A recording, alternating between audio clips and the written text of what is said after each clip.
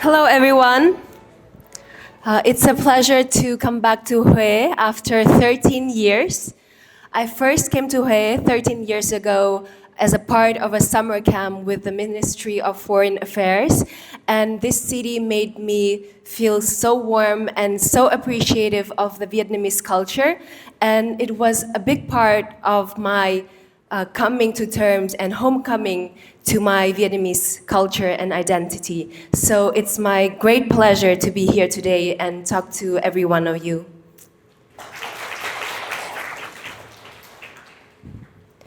Everyone has some quiet moments in their lives.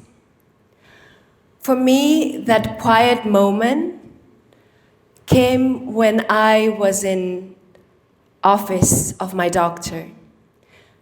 It was just a general health checkup, but the doctor sat me down and looked me in the eyes and told me, "Dang, you have a fast-growing tumor in your breast." And in that moment, I didn't feel sad. And I wasn't even shocked because I didn't have enough time to be shocked yet. But I remember one thought that ran through my mind in that split second. I didn't fear dying. I just feel like I didn't live enough. So it took me to look for what is enough. So you see, growing up in a winter country of snow and cold of Russia and Moscow, I was surrounded by people with golden hair and blue eyes who looked so different from me. And I always felt like this ugly duckling in a pond of beautiful swans. I remember one time I was in my ballet class and a boy ran to my teacher looking very unhappy and said, "I will not dance with her, she's Asian." And I don't remember how I reacted at that time. But somewhere in my heart, in my soul, that probably have left the scar. I felt deep inside that I'm not accepted for who I am. I'm not enough the way I am. So I need to be different to be accepted. In my 20s, I felt pretty good about myself. I got into my dream university in the United States. I moved abroad at 17 years old. I became president of 3 student societies and even got an award from Clinton Foundation for my achievements in sustainable leadership.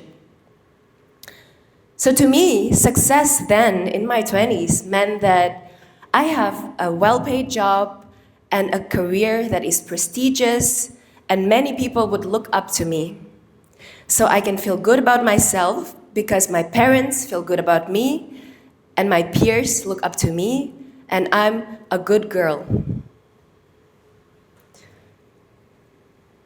But it wasn't until my illness that I realized that the life I was living, it wasn't truly my life. It was a well-crafted life, but it was a life without awareness. I didn't ask the most important question, who am I? Who am I? And where is this girl? Where is this girl who was once so soft, so nurturing? She loved archaeology and learning about animals and cultures and people. She wanted to help the world. Where is she? So I spent 3 years of my life, the next 3 years, along with my journey of physical health recovery, to recover my identity as well. I met with shamans in Peru. I traveled by bus from Brazil across South America. I climbed mountains. And all of that exploration of science and culture, as well as talking to thousands of people through my self-exploration blog, it all helped me understand how to find my identity. I developed a three-step method to recovering identity and reconnecting with yourself. I call it the 3F method. So step 1, on this journey, we must forgo the past. Forgoing the past is like packing for a journey. So when you pack for a journey, you have to assess what you have first. What parts do I want to leave behind in the past? And what do I want to bring with me along? And what do I want to acquire and learn along in my journey?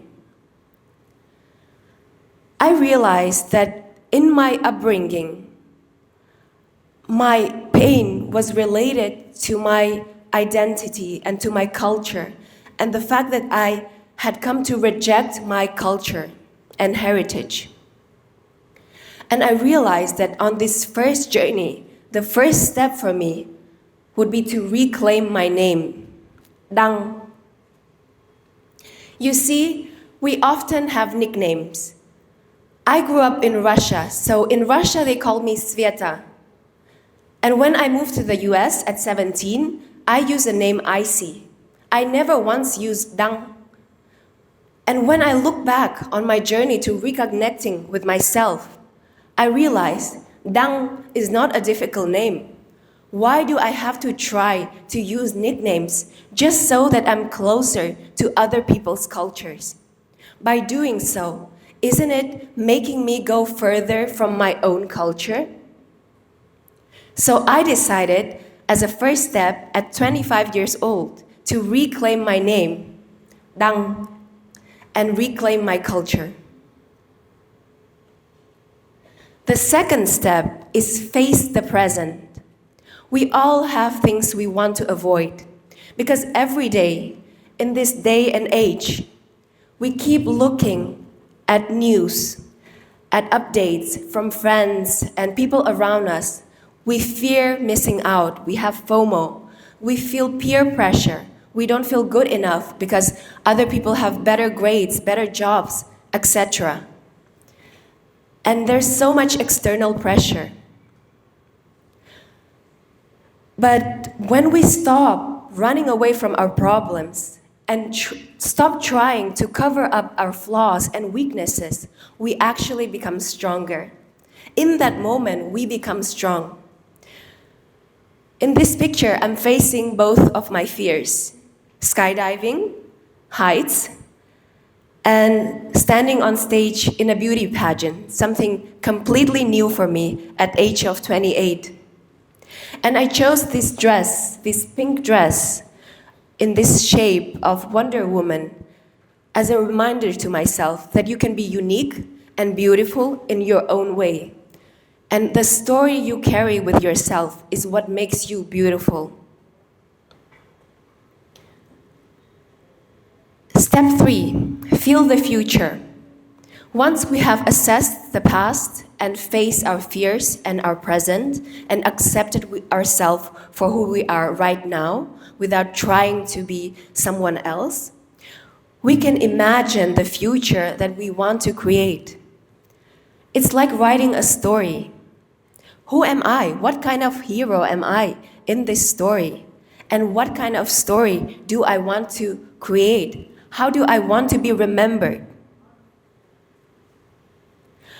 I decided that in my new journey, I will be remembered and tell a story of someone who is happy, who is peaceful, who feels at ease with themselves, first and foremost, and who achieves goals and success, not from anxiety and fear, oh, I'm not good enough, oh, what other people will think of me, but from the place of self-love and self-appreciation.